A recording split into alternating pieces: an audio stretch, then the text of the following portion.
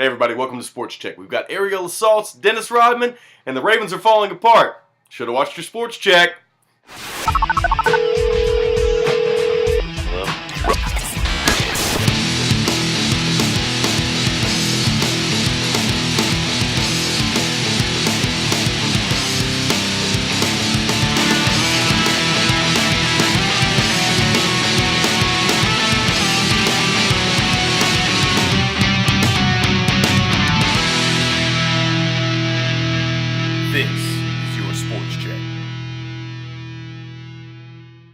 I had an opportunity to do this episode back home in North Carolina, but you never return to the scene of the crime. Ah! Hey, at least I had the common courtesy to spare his Blake Griffins. Besides, my air assault pales in comparison to some of the skyline smackdowns I've witnessed recently. Mr. Bohannon. And defensively, too, that counts what he does, like on that possession.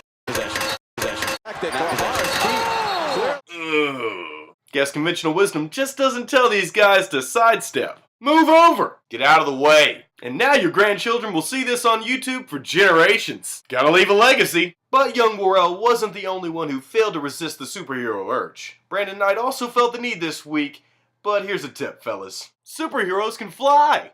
Say hello to Papa! Hello, sir, would you like some peanuts during your in-flight movie? I take your life, your girlfriend, and your puppy, and the rights to your firstborn!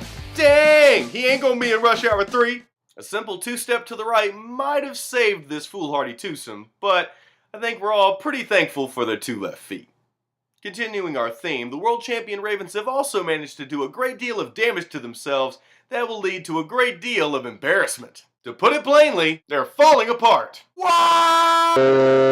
Sad but true, Baltimore has already lost all three of their starting linebackers and leading tackler safety Bernard Pollard to free agency. Did I mention Ray Lewis retired? No! A few defections were inevitable. The Ravens can't save all the pieces to a championship squad. Could have saved a few more if he hadn't given Flacco $120 million. Sure is funny how Baltimore's front office showed so much confidence in him and then proceeds to ship his best receiver off to Frisco for a 6th round draft pick. Facepalm. Anquan Boldin had been the team's leading receiver the last 3 seasons, and after the Super Bowl he said he'd retire if the Ravens released him in the offseason. No you won't. Oh, and this just in. Ed Reed is talking to the Texans and the Patriots. No! So in review, the Ravens have lost their leaders in sacks, tackles, receptions, the team leader, and his heir apparent. So, how's that Flacco deal working out?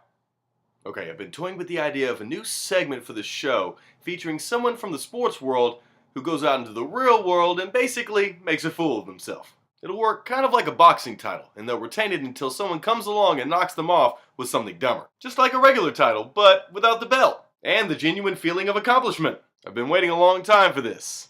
Dennis Rodman. Mr. Rodman goes to North Korea. Now why doesn't that just roll off the tongue? We know Dennis for his prolific rebounding ability in the NBA.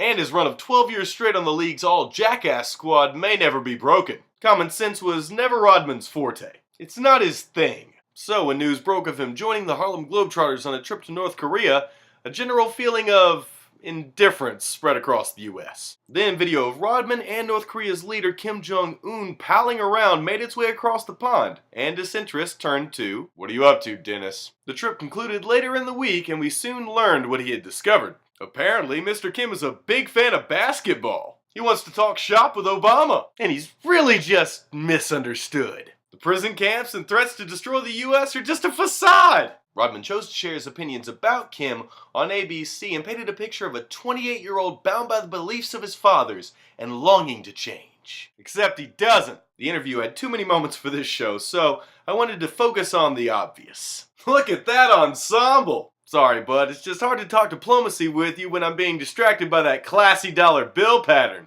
Or perhaps it's that weird double scarf. Could be the floppy polo hat. Is he wearing sunglasses in the studio? Still got all those awesome face piercings. I guess I was expecting a little much, but if any American knows the most about America's biggest threat, don't you want it to be this guy? And this just in, more threats from North Korea have forced our military to bolster missile defenses on the West Coast. Thanks, Dennis. Sports Check's lightweight of the week. Alright everybody, have a great week, and as always, leave me a comment below the video on Facebook or YouTube, and let me know what you think. So until next time, I'm Seth Hagan, and this has been your Sports Check. Later. Dang! You know he didn't watch his Sports Check.